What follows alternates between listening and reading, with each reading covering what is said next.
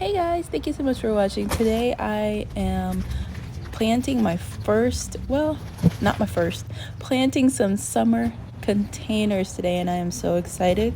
I will be using the free Canna Lilies that I got from Facebook and started inside a few months ago.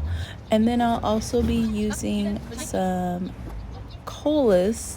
I don't know why it was difficult to get that word out, but I'll be using some Coleus that I started from seed a few months ago as well. All of these plants are gorgeous and they are going to look so good planted together. I cannot wait. I kind of want to fast forward to July so that we can start looking at these planters now. They are going to be stunning.